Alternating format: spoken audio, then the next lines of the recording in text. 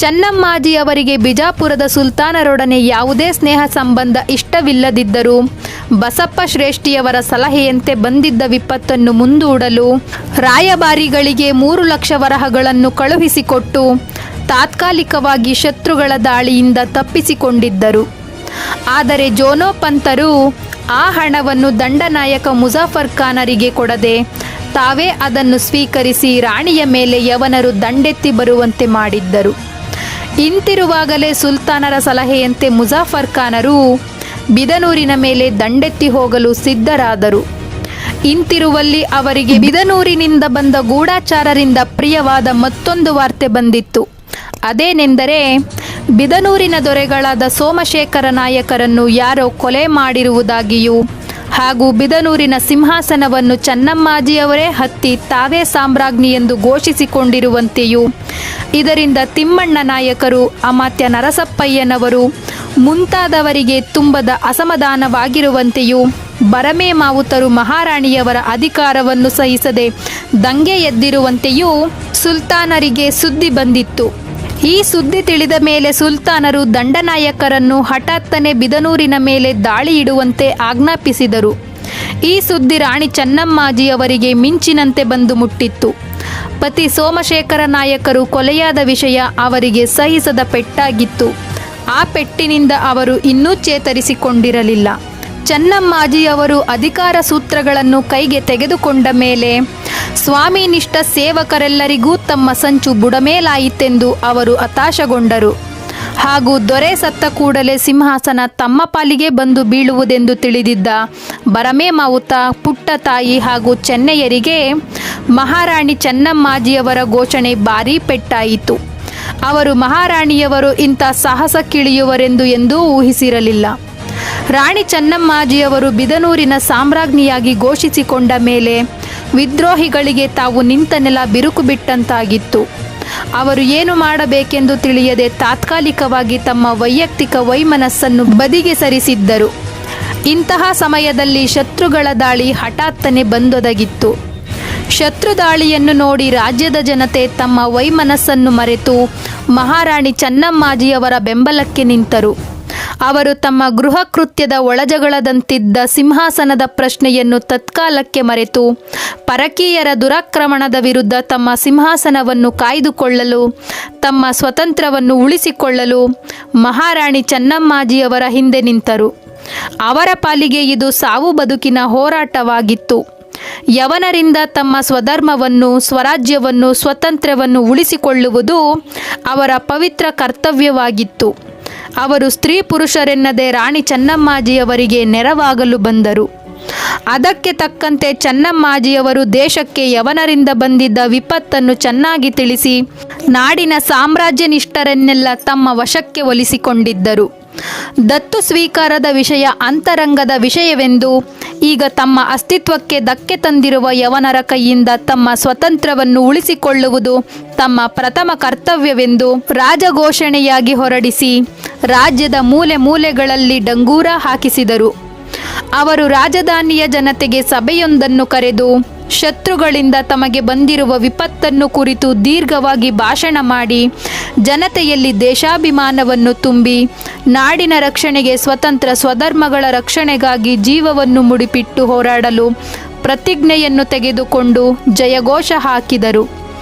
ಜನತೆಯು ಚೆನ್ನಮ್ಮಾಜಿಯವರ ಬೆಂಬಲಕ್ಕೆ ನಿಂತು ಶತ್ರುಮರ್ದನ ಕಾರ್ಯಕ್ಕೆ ಸಿದ್ಧರಾಗಿ ನಿಂತ ಮೇಲೆ ದ್ರೋಹಿಗಳಿಗೆ ತಾವು ನಿಂತ ನೆಲ ಕುಸಿದಂತಾಯಿತು. ಅವರಲ್ಲಿ ಕೆಲವರು ತಮ್ಮದು ಮೂರ್ಖತನವಾಯಿತೆಂದು ಹೆದರಿ ಪ್ರಾಣ ಉಳಿಸಿಕೊಳ್ಳಲು ಕಾಲಿಗೆ ಬುದ್ಧಿ ಹೇಳಿದರು. ಮತ್ತೆ ಕೆಲವರು ರಾಣಿಯ ಕಾಲಿಗೆ ಬಿದ್ದು ಕ್ಷಮಾಪಣೆ ಕೇಳಿಕೊಂಡರು. ಇನ್ನೂ ಕೆಲವರು ಸ್ವಾಮಿನಿಷ್ಠ ಸೇವಕರ ಸೋಗು ಹಾಕಿ ಶಿಕ್ಷೆಯಿಂದ ಪಾರಾದರು. ಮತ್ತೆ ಕೆಲವರು ಒಳಗೆ ಹಾಲಾಹಲವನ್ನು ಹೊತ್ತು ಚೆನ್ನಮ್ಮಾಜಿಯವರ ಮೇಲೆ ಸೇಡು ತೀರಿಸಿಕೊಳ್ಳಲು ತಲೆಮರೆಸಿಕೊಂಡರು. ಅಂತಹವರ ಪೈಕಿ ಬರಮೇ ಮಾವುತರೂ ಒಬ್ಬರು. ಅವರನ್ನು ಹಿಡಿಯಬೇಕೆಂದು ರಾಣಿ ಚೆನ್ನಮ್ಮಾಜಿಯವರು ಬಸಪ್ಪ ಶ್ರೇಷ್ಠಿಯವರನ್ನು ಕಳುಹಿಸಿದ್ದರು. ಆದರೆ ದ್ರೋಹಿ ಬರಮೇ ಮಾವುತರು ಜನತೆಯಲ್ಲಿ ಉಂಟಾದ ಜಾಗೃತಿಯನ್ನು ನೋಡಿ ಇನ್ನು ರಾಜಧಾನಿಯಲ್ಲಿ ಉಳಿದರೆ ತನಗೆ ಅಪಾಯವೆಂದು ಅರಿತು ಆ ರಾತ್ರಿಯೇ ವೇಷಾಂತರದಲ್ಲಿ ಪುಟ್ಟ ತಾಯಿ ಚೆನ್ನಿಯರೊಡನೆ ತಲೆ ತಪ್ಪಿಸಿಕೊಂಡು ಯವನರ ಆಶ್ರಯಕ್ಕೆ ಹೋಗಿದ್ದರು. ಚನ್ನಮ್ಮಾಜಿಯವರು ಪಶ್ಚಾತ್ತಾಪದಿಂದ ತನಗೆ ಶರಣು ಬಂದಿದ್ದ ವಿದ್ರೋಹಿಗಳನ್ನು ಔದಾರ್ಯದಿಂದ ನಡೆಸಿಕೊಂಡು ಅವರಿಗೆ ಬುದ್ಧಿ ಹೇಳಿ ಅವರಿಗೆಲ್ಲ ಮೊದಲಿನ ಅಧಿಕಾರಗಳನ್ನೇ ಅನುಗ್ರಹಿಸಿದರು. ಇಷ್ಟೆಲ್ಲ ನಡೆಯುವ ವೇಳೆಗೆ ಬಿಜಾಪುರದ ಸೈನ್ಯವು ಬಿದನೂರಿನ ಮೇಲೆ ದಾಳಿ ಇಟ್ಟಿತ್ತು. ಎರಡೂ ಕಡೆಯ ಸೈನಿಕರಿಗೂ ಮಹಾನವಮಿಯ ಬಯಲಿನಲ್ಲಿ ಭೀಕರ ಹೋರಾಟ ನಡೆಯಿತು. ಶತ್ರು ಸೈನಿಕರ ಕಡೆ ಅಸಂಖ್ಯಾತ ಸೈನಿಕರು ಮಡಿದರು, ಅನೇಕರು ಗಾಯಗೊಂಡರು. ಬಿದನೂರಿನ ಕಡೆಯಲ್ಲಿ ಲಕ್ಷ್ಮಯ್ಯ, ವೀರಭದ್ರಯ್ಯ, ಗಿರಿಯಪ್ಪ ಮುಂತಾದ ದಳಪತಿಗಳು ವೀರಾವೇಶದಲ್ಲಿ ಕಾದಾಡಿ ಮಡಿದರು. ಆ ಮೂಲಕ ತಮ್ಮ ವಿದ್ರೋಹ ಚಿಂತನೆಗೆ ತಕ್ಕ ಋಣವನ್ನು ತೀರಿಸಿದ್ದರು. ಅವರ ಸಾವಿಗೆ ರಾಣಿಯವರು ಬಹುವಾಗಿ ಶೋಕಿಸಿದರು. ಯುದ್ಧವು ಅನೇಕ ದಿನಗಳವರೆಗೂ ಎಳೆದಾಡಿತು. ರಾಣಿ ಚನ್ನಮ್ಮಾಜಿಯವರ ಕೈ ಮೇಲಾಯಿತೆನ್ನುವಾಗಲೇ ಬರಮೇ ಮಾವುತರ ಕಡೆಯವರು ಮಾಡಿದ ಪಿತೂರಿಯಿಂದಾಗಿ ಬಿದನೂರಿನ ಕೋಟೆಯು ಶತ್ರುಗಳ ವಶವಾಯಿತು. ರಾಣಿಯವರು ಬೇರೆ ದಾರಿ ಕಾಣದೆ ತಲೆ ತಪ್ಪಿಸಿಕೊಂಡರು. ಇಂತಿರುವಾಗಲೇ ಬಸಪ್ಪ ಶ್ರೇಷ್ಠಿಯವರು ಬಂದು ಮಗಳಿಗೆ ಧೈರ್ಯ ಹೇಳಿ ಭುವನಗಿರಿಯಲ್ಲಿ ತಲೆಮರೆಸಿಕೊಂಡು ನಂತರ ಶತ್ರುಗಳನ್ನು ಬಿದನೂರಿನಿಂದ ಓಡಿಸುವ ಕೆಲಸ ಕೈಗೊಳ್ಳಬೇಕೆಂದು ಅಲ್ಲಿಂದ ಹೊರಟರು. ಈ ಮಾತಿಗೆ ಚನ್ನಮ್ಮಾಜಿಯವರು ಸಮ್ಮತಿಸಿದರು. ಬಸಪ್ಪ ಶ್ರೇಷ್ಠಿಯವರು ಇಂತಹ ಸಮಯ ಬಂದರೆ ನೆರವಿಗೆ ಇರಲೆಂದು ರಾಜಧಾನಿಗೆ ಅನತಿ ದೂರದಲ್ಲಿದ್ದ ದುರ್ಭೇದ್ಯ ದುರ್ಗವಾದ ಭುವನಗಿರಿಯಲ್ಲಿ ರಾಜಕುಟುಂಬಕ್ಕೆ ಬೇಕಾದ ಸೂಕ್ತ ಕ್ರಮವನ್ನು ಕೈಗೊಂಡಿದ್ದರು. ಅಲ್ಲಿ ಸಾಕಷ್ಟು ಶಸ್ತ್ರಾಸ್ತ್ರಗಳು, ಧಾನ್ಯ ಸಂಗ್ರಹವೂ ಇತ್ತು. ಅಲ್ಲದೆ ರಾಜಧಾನಿಯಲ್ಲಿ ನಡೆದಿದ್ದ ವಿದ್ರೋಹ ಹಾಗೂ ಶತ್ರು ದಾಳಿಯನ್ನು ನಿರೀಕ್ಷಿಸಿ ಬಿದನೂರಿನ ರಾಜಭಂಡಾರದಲ್ಲಿದ್ದ ಅಮೂಲ್ಯವಾದ ಒಡವೆ ವಸ್ತುಗಳನ್ನೆಲ್ಲ ಭುವನಗಿರಿಯ ಕೋಟೆಗೆ ರಹಸ್ಯವಾಗಿ ಸಾಗಿಸಿದ್ದರು. ಇತ್ತ ಬರಮೇ ಮಾವುತರು ಹಾಗೂ ಮುಜಾಫರ್ ಖಾನರು ರಾಣಿಯನ್ನು ಹುಡುಕುವ ಕಾರ್ಯದಲ್ಲಿ ಸೋತರು ಹಾಗೂ ರಾಜಬೊಕ್ಕಸ ಬರಿದಾಗಿದ್ದ ಕಾರಣ ಅಕ್ಕಪಕ್ಕದ ಊರಿನಲ್ಲಿ ಕೊಳ್ಳೆ ಹೊಡೆಯಲು ಮುಂದಾದರು. ಇಂತಹ ಸಮಯದಲ್ಲಿ ದಕ್ಷಿಣ ಕನ್ನಡ ಜಿಲ್ಲೆಯಲ್ಲಿ ತಲೆಮರೆಸಿಕೊಂಡಿದ್ದ ಕಾಸರಗೂಡು ತಿಮ್ಮಣ್ಣ ನಾಯಕರು ಹಾಗೂ ಕೃಷ್ಣಪ್ಪಯ್ಯನವರು ಬಿದನೂರು ದ್ರೋಹಿಗಳ ಪ್ರಯತ್ನದಿಂದ ಶತ್ರುಗಳ ವಶವಾಯಿತೆಂಬ ಸುದ್ದಿಯನ್ನು ಕೇಳಿ ತುಂಬ ವ್ಯಥೆಪಟ್ಟರು. ತಾವು ರಾಣಿಯನ್ನು ತೊರೆದು ಬಂದುದೇ ಬರಮೇ ಮಾವುತರಿಗೆ ಸಿಂಹಾಸನ ದೊರಕಲು ಕಾರಣವಾಯಿತೆಂದು ತಮ್ಮ ಕೃತ್ಯಕ್ಕಾಗಿ ಪಶ್ಚಾತ್ತಾಪಪಟ್ಟರು. ಅವರಿಗೆ ಪವಿತ್ರವಾದ ಸಿಂಹಾಸನವು ನಾಯಕ ವಂಶದವರಿಗಲ್ಲದೆ ಅನ್ಯರ ಪಾಲಾಗುವುದು ಇಷ್ಟವಿರಲಿಲ್ಲ. ಆದರೆ ಅವರ ಒಳಜಗಳದಲ್ಲಿ ಧೂರ್ತನೂ ನೀಚನೂ ಆಗಿದ್ದ ಬರಮೇ ಮಾವುತರು ತಮ್ಮ ಸ್ವಾರ್ಥ ಸಾಧಿಸಿಕೊಂಡಿದ್ದರು. ಈ ವಿಚಾರವನ್ನು ಕೇಳಿ ತಿಮ್ಮಣ್ಣ ನಾಯಕರಿಗೆ ನೆತ್ತರು ಕುದಿಯಿತು. ತಾವು ಅನ್ಯಾಯವಾಗಿ ದುಡುಕಿ ರಾಣಿಗೆ ಅಪಚಾರ ಬಗೆದು ರಾಷ್ಟ್ರದ್ರೋಹ ಬಗೆದೆವೆಂದು ಭಾವಿಸಿದರು. ರಾಣಿಯ ನೆರವಿಗೆ ಹೋಗಿ ತಮ್ಮಿಂದಾದ ಅಪಚಾರಕ್ಕೆ ಕ್ಷಮೆ ಬೇಡಿ ಬಿದನೂರಿನ ಸಿಂಹಾಸನವನ್ನು ಯವನರಿಂದ ಪಾರು ಮಾಡಬೇಕೆಂದು ಸಂಕಲ್ಪಿಸಿದ್ದರು. ರಾಣಿಯವರು ಭುವನಗಿರಿಯಲ್ಲಿರುವ ಸುದ್ದಿಯನ್ನು ತಿಳಿದು ಅವರು ಭುವನಗಿರಿಗೆ ಬಂದು ಚನ್ನಮ್ಮಾಜಿಯವರನ್ನು ಕಂಡರು. ಅವರು ರಾಣಿಯವರಲ್ಲಿ ಕ್ಷಮೆ ಬೇಡಿ ತಲೆ ತಗ್ಗಿಸಿ ನಿಂತರು. ನಂತರ ಬಸಪ್ಪ ಶ್ರೇಷ್ಠಿಯವರ ಬಳಿ ಬಂದು ತಮ್ಮಿಂದಾದ ಅಚಾತುರ್ಯಕ್ಕೆ ಕ್ಷಮೆ ಬೇಡಿದರು. ಬಸಪ್ಪ ಶ್ರೇಷ್ಠಿಯವರಿಗೆ ನಿಷ್ಠೆಯ ವಾಗ್ದಾನವನ್ನಿತ್ತು ಬಿದನೂರಿನ ಸ್ವಾತಂತ್ರ್ಯಕ್ಕಾಗಿ ತಮ್ಮ ಪ್ರಾಣವನ್ನು ಒತ್ತೆ ಇಡುವ ವಚನವಿತ್ತರು.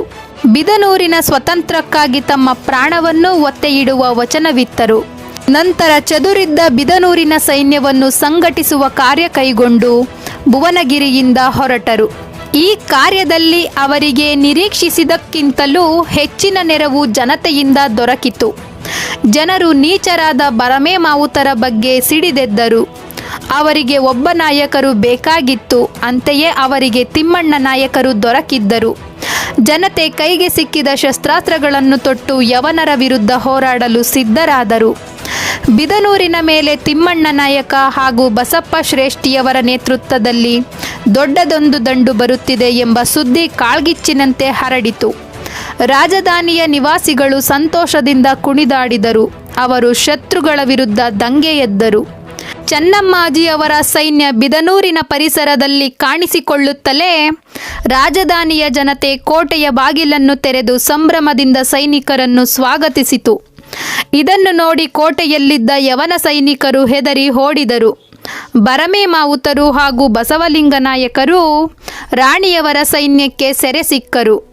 ಅವರನ್ನು ರಾಣಿಯವರು ಬಂಧಿಸಿ ಸೆರೆಯಲ್ಲಿಡಲು ಆಜ್ಞೆ ಮಾಡಿದರು. ನಂತರ ರಾಜ್ಯದ ಜನತೆ ಚೆನ್ನಮ್ಮಾಜಿಯವರನ್ನು ಸಂತೋಷ ಸಂಭ್ರಮಗಳಿಂದ ಸ್ವಾಗತಿಸಿ ಬಿದನೂರಿನ ಸಾಮ್ರಾಜ್ಞಿಯಾಗಿ ಪಟ್ಟಗಟ್ಟಿದರು. ಅವರ ಸೇವೆಗೆ ಬದ್ಧಕಂಕಣರಾಗಿ ನಿಂತರು. ಚೆನ್ನಮ್ಮಾಜಿಯವರು ಬಿದನೂರಿನ ಸಿಂಹಾಸನವನ್ನೇರಿ ಸಾಮ್ರಾಜ್ಞಿಯಾದ ಮೇಲೆ ಹದಗೆಟ್ಟಿದ್ದ ರಾಜ್ಯಾಡಳಿತವನ್ನು ಸರಿಪಡಿಸುವ ಕಾರ್ಯಕ್ಕೆ ಗಮನ ಕೊಟ್ಟರು. ಅವರು ಸೋಮಶೇಖರ ನಾಯಕರ ಕಾಲದಲ್ಲಿ ಉಂಟಾಗಿದ್ದ ಎಲ್ಲ ಅಕ್ರಮಗಳನ್ನು, ಅನ್ಯಾಯಗಳನ್ನು ಸರಿಪಡಿಸಲು ಗಮನ ಕೊಟ್ಟರು. ಈ ಕಾರ್ಯದಲ್ಲಿ ಆಡಳಿತ ಕುಶಲರಾದ ದಕ್ಷ ಅಧಿಕಾರಿಗಳ ನೆರವು ಅಗತ್ಯವಿತ್ತು. ಅಂತಲೇ ಅವರು ರಾಜ್ಯದ ಎಲ್ಲ ಹಿರಿಯ ಕಿರಿಯ ಸ್ವಾಮಿನಿಷ್ಠ ಸೇವಕರ ಸಭೆಯನ್ನು ಕರೆದರು.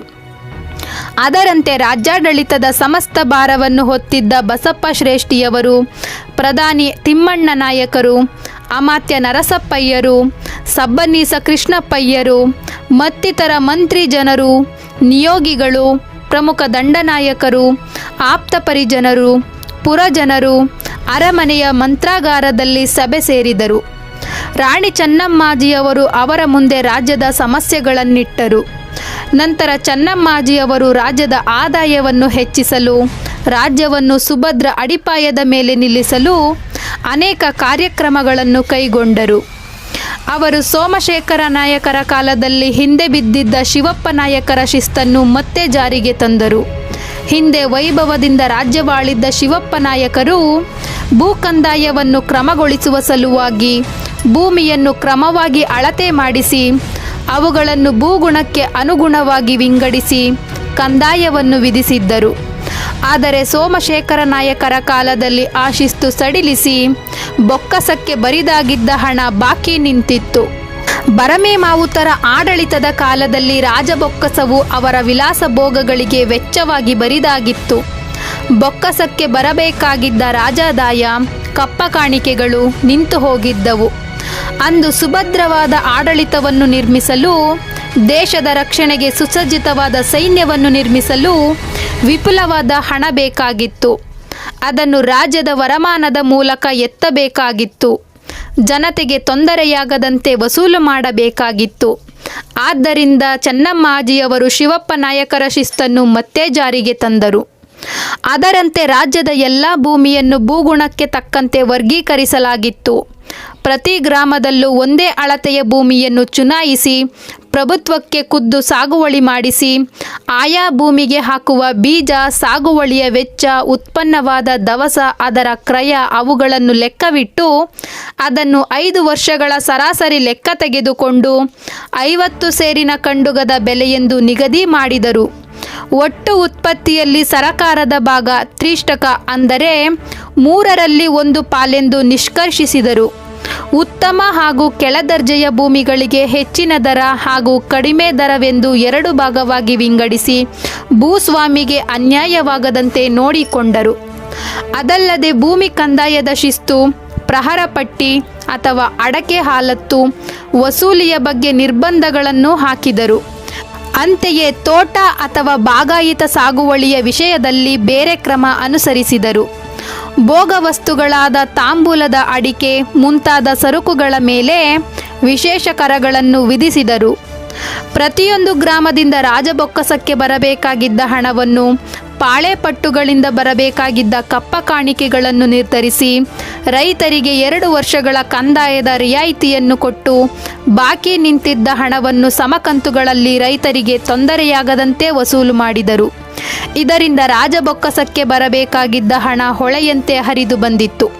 ಚೆನ್ನಮ್ಮಾಜಿಯವರು ತಮ್ಮ ನಂತರ ಸಿಂಹಾಸನವನ್ನು ಏರಬಲ್ಲ ದೊರೆಯ ಆಯ್ಕೆಯ ವಿಷಯದಲ್ಲೂ ಪ್ರಜಾಭಿಪ್ರಾಯಕ್ಕೆ ಮನ್ನಣೆಯಿತ್ತರು. ಎಲ್ಲರೂ ಚೆನ್ನಮ್ಮಾಜಿಯವರು ಆರಿಸಿದ ಬಸಪ್ಪ ನಾಯಕರನ್ನೇ ಸಿಂಹಾಸನವನ್ನೇರಲು ಯೋಗ್ಯನೆಂದು ತೀರ್ಮಾನಿಸಿ ಅವರನ್ನೇ ದತ್ತು ತೆಗೆದುಕೊಳ್ಳಲು ರಾಣಿಯವರಿಗೆ ಒತ್ತಾಯ ಮಾಡಿದರು. ಅವರ ಕೋರಿಕೆಯಂತೆಯೇ ಚೆನ್ನಮ್ಮಾಜಿಯವರು ಶಿವಪ್ಪ ನಾಯಕರ ವಂಶರಾದ ಭದ್ರಪ್ಪ ನಾಯಕರ ನಾದಿನಿಯ ಪುತ್ರರಾದ ಬಸಪ್ಪ ನಾಯಕರನ್ನು ದತ್ತು ತೆಗೆದುಕೊಂಡರು. ಈ ದತ್ತಕದ ಶಾಸ್ತ್ರವು ಮುಗಿದ ಮೇಲೆ ಅವರನ್ನು ಹಿರೇಬಸಪ್ಪ ನಾಯಕರೆಂಬ ಹೆಸರಿನಲ್ಲಿ ಸಿಂಹಾಸನದ ಮೇಲೆ ಪಟ್ಟ ಕಟ್ಟಿ ಬಿದನೂರಿನ ಸಾಮ್ರಾಟರೆಂದು ಘೋಷಿಸಿದರು. ನಂತರ ಬಸಪ್ಪ ನಾಯಕರು ಪ್ರಾಪ್ತವಯಸ್ಕರಾಗುವವರೆಗೂ ತಾವೇ ರಾಜಪ್ರತಿನಿಧಿಯಾಗಿ ನಿಂತು ರಾಜ್ಯವಾಳಲು ನಿಶ್ಚಯಿಸಿದರು. ಅವರಿಗೆ ಸಲಹೆಗಾರರಾಗಿ ಕೋಟೆಪುರದ ಬಸಪ್ಪ ಶ್ರೇಷ್ಠಿಯವರು ಸರ್ವಾಧಿಕಾರಿಯಾಗಿಯೂ, ತಿಮ್ಮಣ್ಣ ನಾಯಕರು ಪ್ರಧಾನಿಯಾಗಿಯೂ, ನರಸಪ್ಪ ನಾಯಕರು ಅಮಾತ್ಯರಾಗಿಯೂ ಅಧಿಕಾರವನ್ನು ಸ್ವೀಕರಿಸಿದರು. ಚೆನ್ನಮ್ಮಾಜಿಯವರು ಈ ಹಿಂದೆ ಬೇರೆ ಬೇರೆ ಪಕ್ಷ ಕಟ್ಟಿ ತಮ್ಮ ವಿರುದ್ಧ ನಿಂತು ಹೋರಾಡಿ ಕಡೆಗೆ ತಮ್ಮಲ್ಲಿ ಕ್ಷಮೆ ಯಾಚಿಸಿದ ಎಲ್ಲ ಸ್ವಾಮಿನಿಷ್ಠ ಸೇವಕರನ್ನು ಕ್ಷಮಿಸಿ ಅವರನ್ನು ಅವರ ಮೊದಲಿನ ಕೆಲಸಗಳಿಗೆ ನೇಮಿಸಿ ತಮ್ಮ ಔದಾರ್ಯವನ್ನು ಮೆರೆದರು. ಚೆನ್ನಮ್ಮಾಜಿಯವರು ತಮ್ಮ ಅಧಿಕಾರವನ್ನು ಪ್ರತಿಭಟಿಸಿದ ವೆಂಕಟಯ್ಯ ಹಾಗೂ ಅವರ ಮಗ ಶಿವಪ್ಪ ನಾಯಕರನ್ನು ಬೇರೆ ದಾರಿ ಕಾಣದೆ ಹೊಸಂಗಡಿಗೆ ಗಡೀಪಾರು ಮಾಡಿದರು. ಶಿವಪ್ಪ ನಾಯಕರನ್ನು ನಿರ್ವಾಹವಿಲ್ಲದೆ ಅಂಗವಿಕಲರನ್ನಾಗಿ ಮಾಡಿದರು. ಅದರಂತೆ ಚೌತಪ್ಪನ ಮಗ ಭದ್ರಪ್ಪನನ್ನು ಘಟ್ಟದ ಕೆಳಗೆ ಗಡೀಪಾರು ಮಾಡಿದರು. ರಾಣಿಯವರ ಮೈದುನ ಬಸವಲಿಂಗ ನಾಯಕರು ಉದ್ದಟತನದಿಂದ ವರ್ತಿಸುವುದರಿಂದ ಅವರನ್ನು ಅಂಗವಿಕಲರನ್ನಾಗಿ ಮಾಡಿ ಗಡೀಪಾರು ಮಾಡಿದರು. ದ್ರೋಹಿಗಳಾದ ಅವರಿಗೆ ಮರಣದಂಡನೆ ವಿಧಿಸದೆ ಅವರು ಔದಾರ್ಯದಿಂದ ನಡೆದುಕೊಂಡರು. ಆದರೆ ರಾಣಿಯವರ ಔದಾರ್ಯಕ್ಕೆ ಅವರು ಪಾತ್ರರಾಗಲಿಲ್ಲ. ಘಟ್ಟದ ಕೆಳಗೆ ಗಡೀಪಾರಾಗಿದ್ದ ಚೌತಪ್ಪನ ಮಗ ಭದ್ರಪ್ಪನವರು ಮತ್ತೆ ವಿದ್ರೋಹದ ಕಾರ್ಯಕ್ಕೆ ತೊಡಗಿದರು. ಅವರು ನಾವೇ ಸಿಂಹಾಸನಕ್ಕೆ ನಿಜವಾದ ಹಕ್ಕುದಾರರೆಂದು ಘೋಷಿಸಿಕೊಂಡು ತಮ್ಮ ಹಿಂಬಾಲಕರ ಒಂದು ಸೈನ್ಯ ಸಿದ್ಧಗೊಳಿಸಿ ಬಿದನೂರು ರಾಜ್ಯಕ್ಕೆ ಸೇರಿದ ಮೊದಲಾದ ತುಳು ಸೀಮೆಗಳನ್ನು ಗೆದ್ದು ತಾವೇ ರಾಜರೆಂದು ಘೋಷಿಸಿಕೊಂಡರು. ಈ ವಾರ್ತೆಯನ್ನು ಕೇಳಿದ ಚೆನ್ನಮ್ಮಾಜಿಯವರು ದ್ರೋಹಿಯಾದ ಭದ್ರಪ್ಪರನ್ನು ಶಿಕ್ಷಿಸಲು ದಳವಾಯಿ ಭದ್ರಪ್ಪ ನಾಯಕರನ್ನು ಕಳುಹಿಸಿದರು.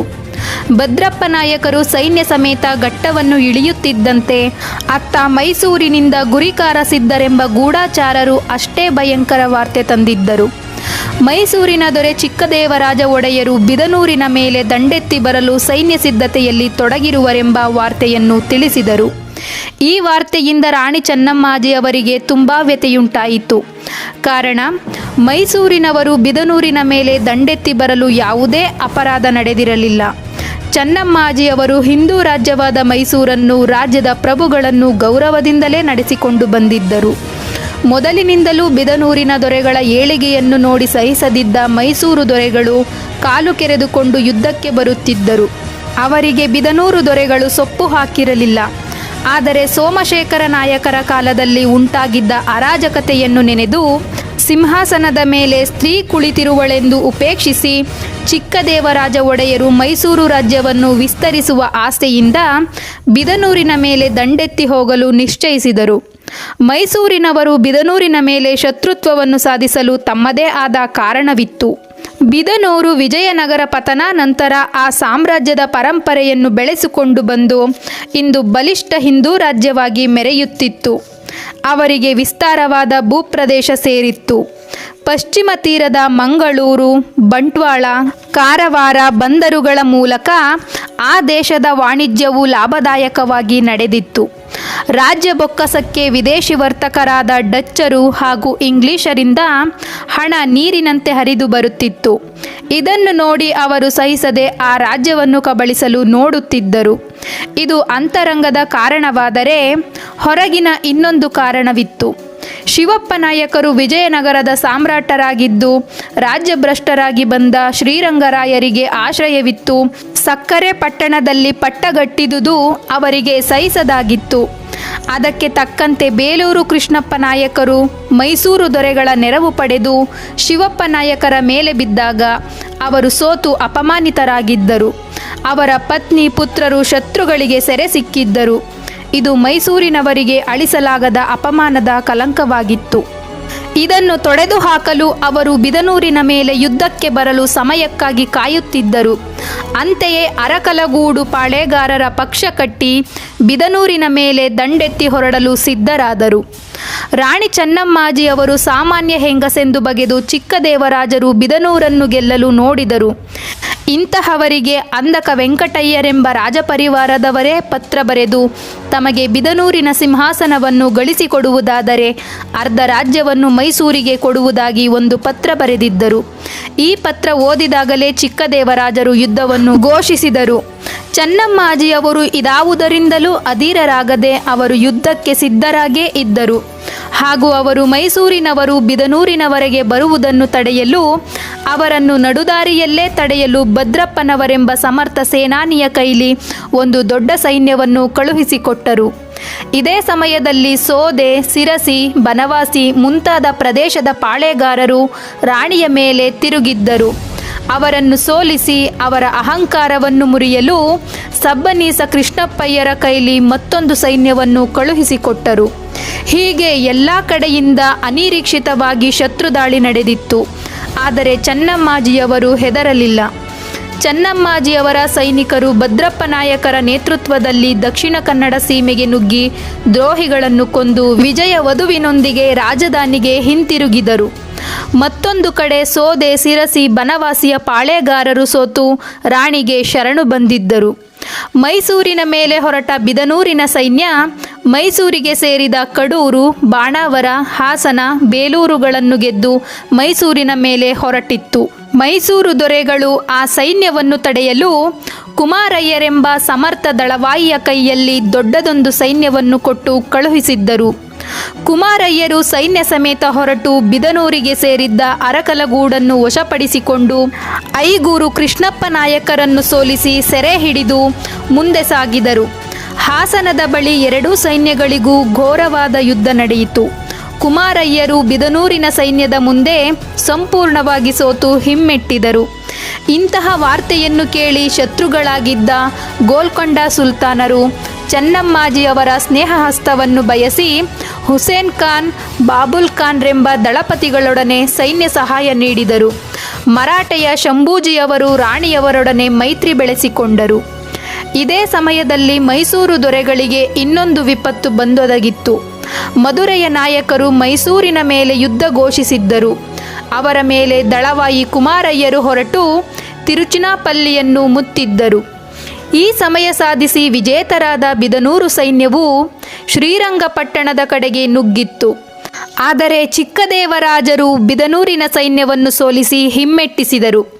ತಮಗಾಗಿದ್ದ ಪರಾಭವವನ್ನು ಮೈಸೂರು ದೊರೆಗಳು ಮರೆಯದೆ ಮಾರನೆಯ ವರ್ಷವೇ ಮತ್ತೊಮ್ಮೆ ಬಿದನೂರಿನ ಮೇಲೆ ದಂಡೆತ್ತಿ ಬಂದರು. ಅಂದು ಮೈಸೂರಿನ ಸೈನ್ಯವನ್ನು ಸೋಲಿಸಲು ಚನ್ನಬಸವ ಶೆಟ್ಟಿ, ಸಬ್ಬನೀಸ ಕೃಷ್ಣಪ್ಪಯ್ಯ, ಬೊಮ್ಮರಸಯ್ಯ, ಐಗೂರು ಕೃಷ್ಣಪ್ಪ ನಾಯಕರು ಹೊರಟಿದ್ದರು. ಎರಡೂ ಕಡೆಯ ಸೈನಿಕರಿಗೆ ಭೀಕರ ಹೋರಾಟ ಸಂಭವಿಸಿತು. ಎರಡೂ ಕಡೆಯಲ್ಲೂ ಅಧಿಕ ಸಂಖ್ಯೆಯಲ್ಲಿ ಸೈನಿಕರು ಮಡಿದರು. ಐಗೂರು ಕೃಷ್ಣಪ್ಪ ನಾಯಕರು ಮಡಿದರು.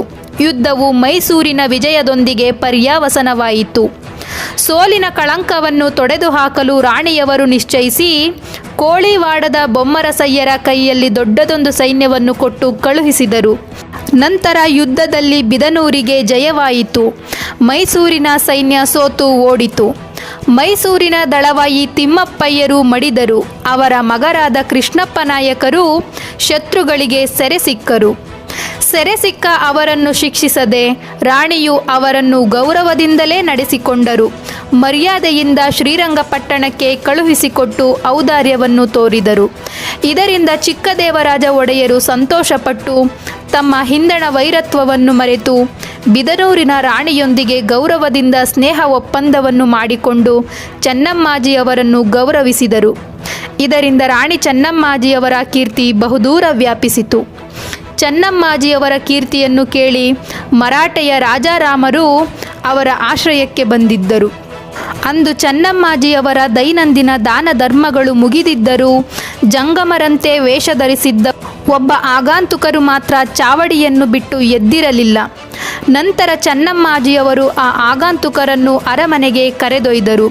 ಅವರನ್ನು ವಿಚಾರಿಸಲಾಗಿ ಅವರು ಮರಾಠ ರಾಜ್ಯ ಸಂಸ್ಥಾಪಕರಾದ ಛತ್ರಪತಿ ಶಿವಾಜಿಯವರ ಮಗ ರಾಜಾರಾಮರೆಂದು ತಿಳಿಯಿತು. ನಂತರ ಚೆನ್ನಮ್ಮಾಜಿಯವರು ಅವರನ್ನು ವಿಚಾರಿಸಿ ಅವರಿಗೆ ಬಂದಿರುವ ಸ್ಥಿತಿಗೆ ಮರುಕಪಟ್ಟರು.